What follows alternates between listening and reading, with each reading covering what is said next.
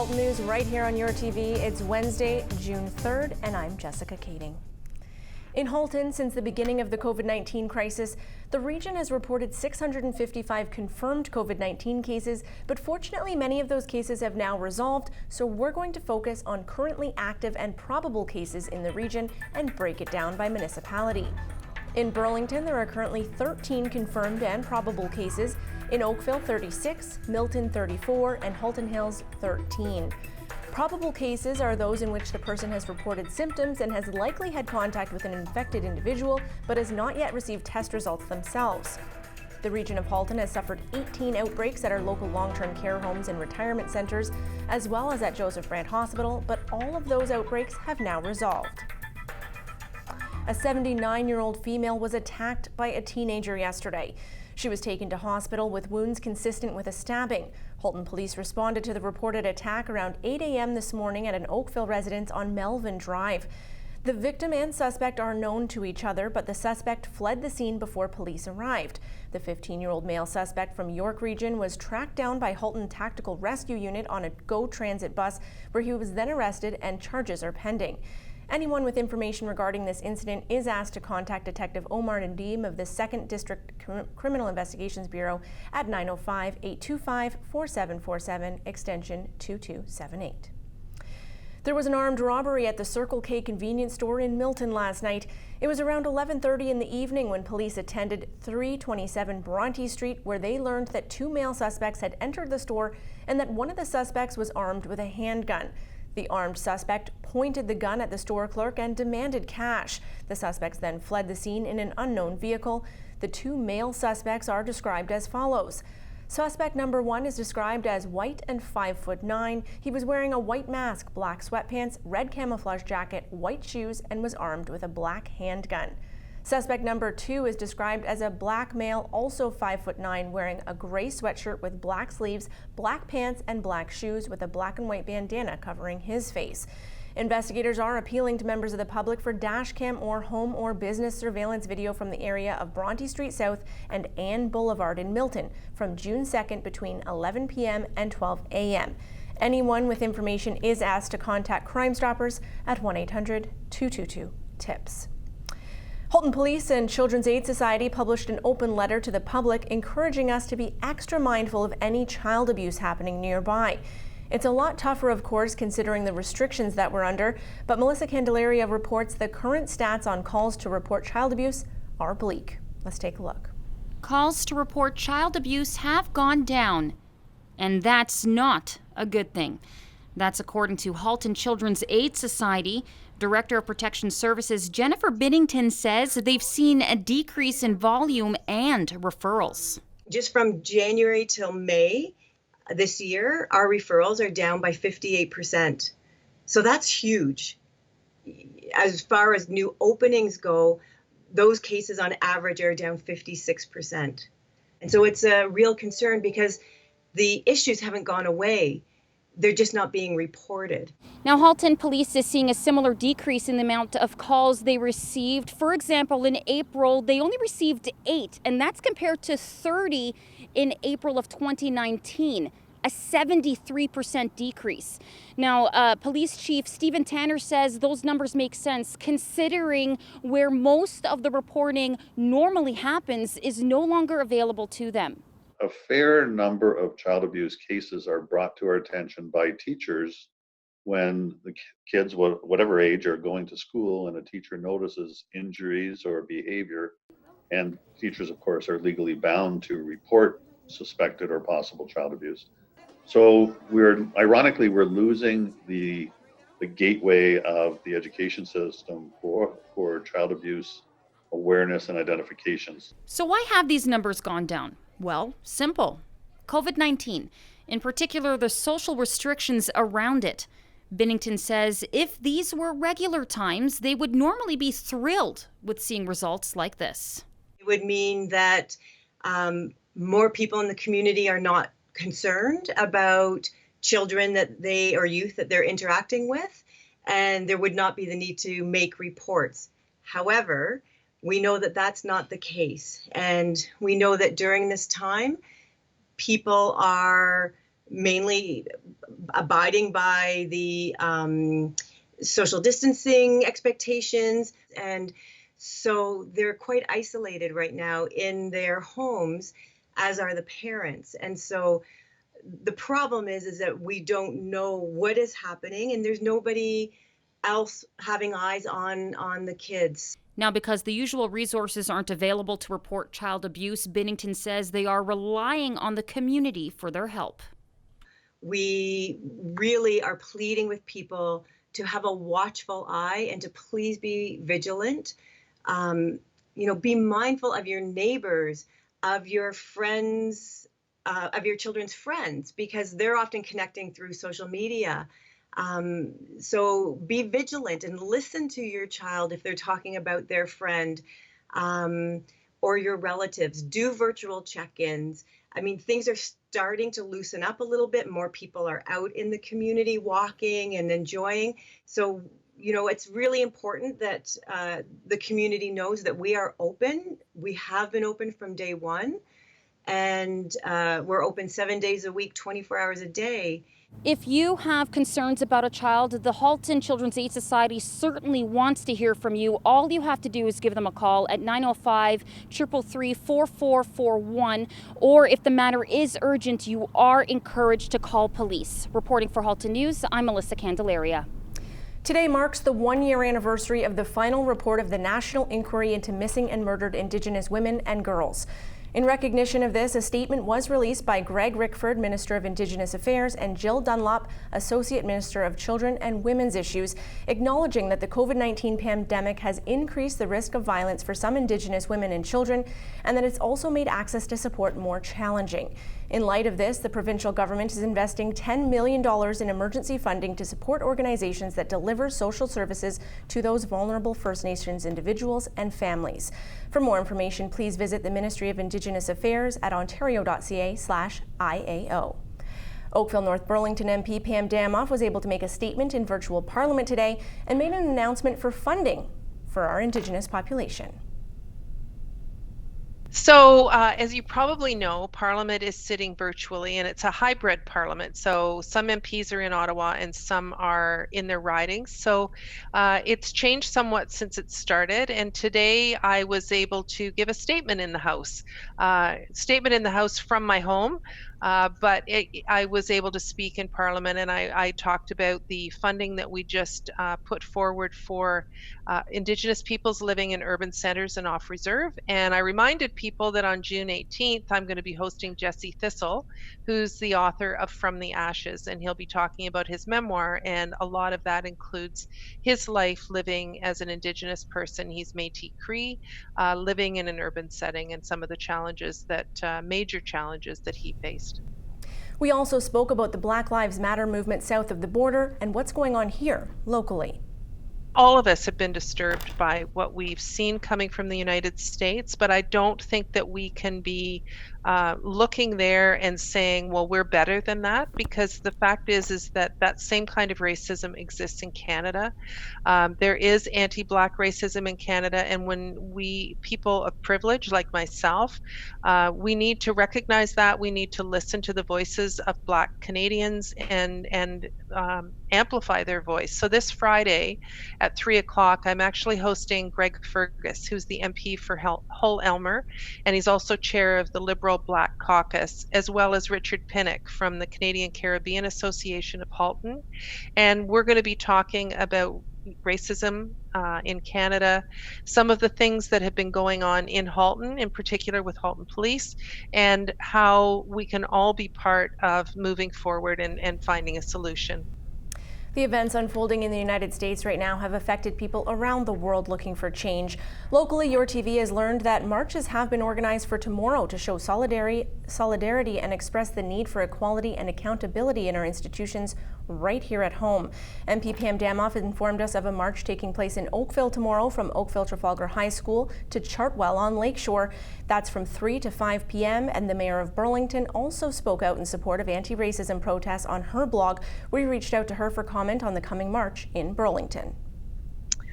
So yes, we've been made aware that there's a group of Burlington residents that are planning a march from Mary Lou's Market to City Hall at 5 o'clock starting this Thursday. We're aware of that. I won't be participating in that. I certainly understand the intent, and I know the organizers' hearts are in the right place. This is about calling out racism. It's part of a global movement, starting with what we saw in the United States, another tragic loss of life during a police encounter in Minneapolis, where I used to, my family, my mom's from there. I spent a year studying there. But racism is here, right here in Burlington. And I know the residents and the organizers of this event are wanting to shine a light on the fact that it's not just the United States. It is here. I've received those messages, anti-Semitic, anti-Islam, anti-Black, and more. It's here in our community, and we need to do everything we can to stamp it out. So I won't be participating in this protest, but I have reached out to the organizers to set up a virtual call. I want to hear from them.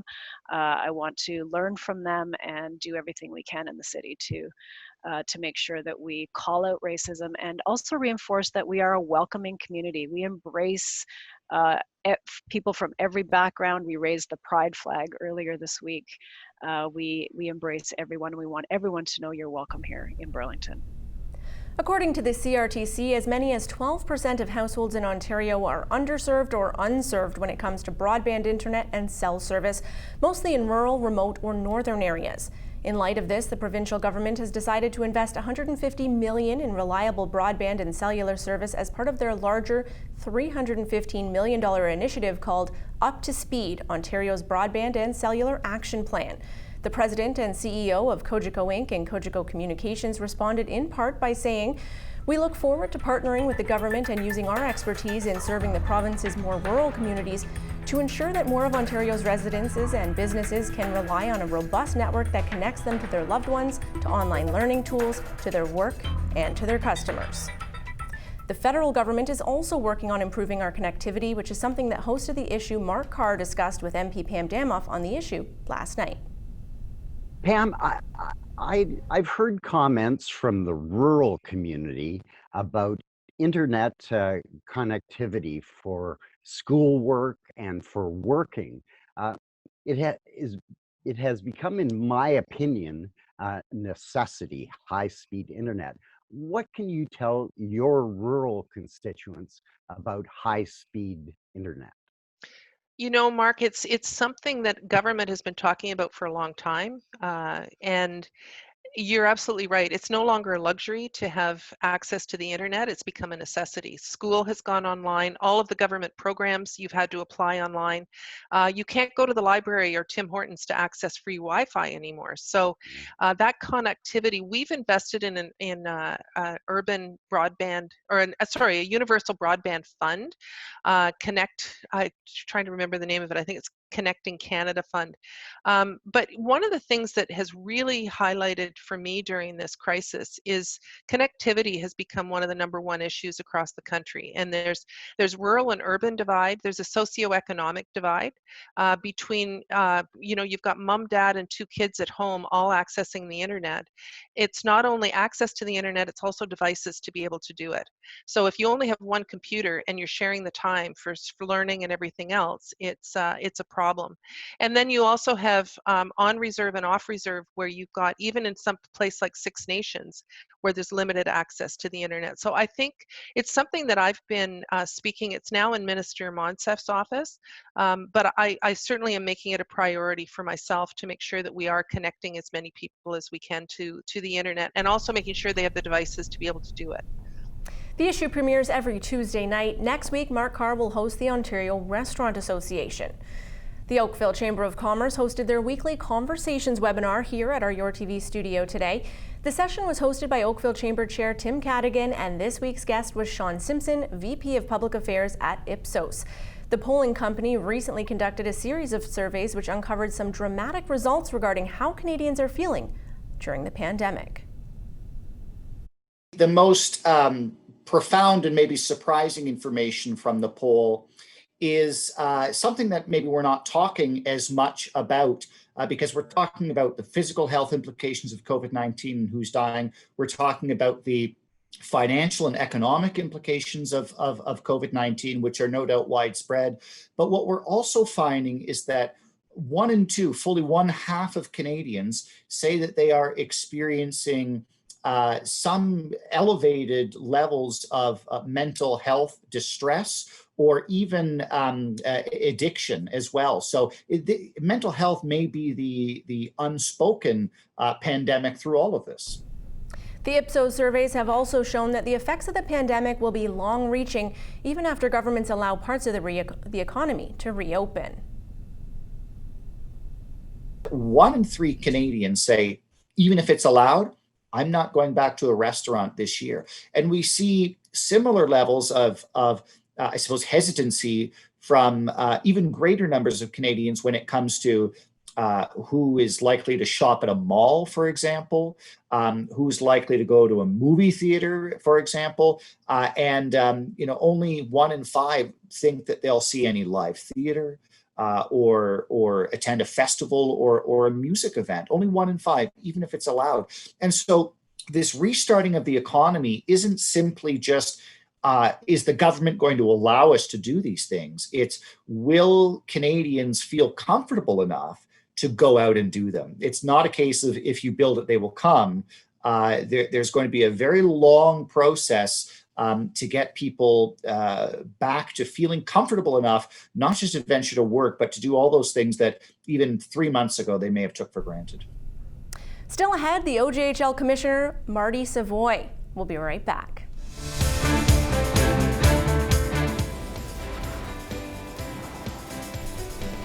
The Burlington Food Bank wants to make sure that buying food isn't putting you into debt and remind you that they serve individuals and families of all sizes.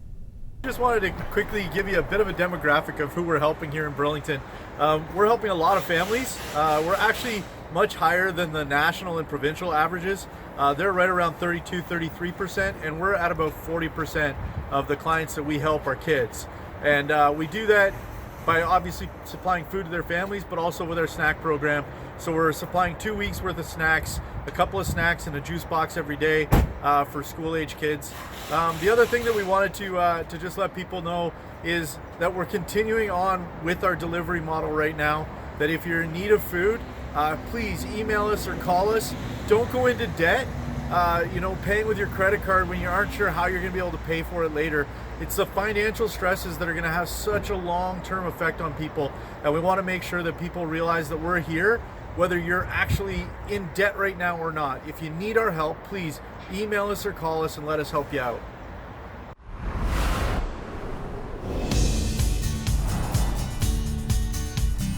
And now a view of Oakville's Bronte Marina on this beautiful afternoon. If you look at our forecast, wonderful weather ahead, besides perhaps Friday when we might see some rainfall, but other than that, full sunshine, sunny skies ahead. The temperature will drop a bit by Sunday, only reaching a high of 21 after Saturday's 27 degrees, but still beautiful, so you can enjoy that this weekend.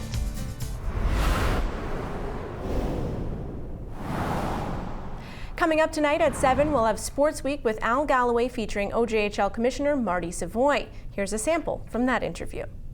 I believe where our governors sit right now in our last call that we had is that we'll move forward without the fans. We're going to try to make it work. I'm really proud of just the way our 22 governors sit down and talk about where our players are at. And it's going to be tough financial times for everybody to get through. But to get another season where these kids aren't playing and not developing, moving on, would probably do more harm for them. So if it's something because of fans, we're trying to do our best that we can do, whether that's, hub cities, whatever it's going to do. But if we can open up without fans, it looks like the OJHL will be open up for sure.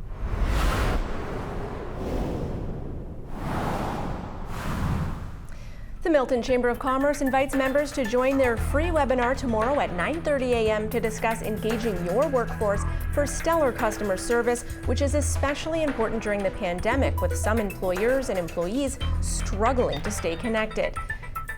The leading expert on employee engagement will lead the discussion to discover the importance of engaging your team. Go to Milton Chamber for more, and here's a look at your market watch. The TSX, Dow Jones, and NASDAQ are up, while oil is down.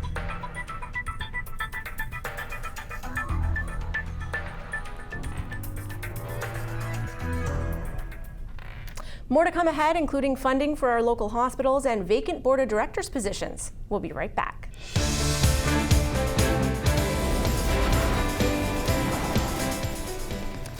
Welcome back to Halton News. I'm Jessica Kading.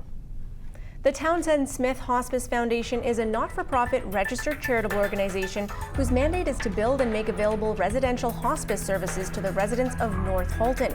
They're currently looking for new directors to join the volunteer board of directors. If this is of interest to you and you have experience in legal, project management, or financial management, you're asked to submit an application, cover letter, and CV by June 15th to boardcandidate@townsendsmith.ca.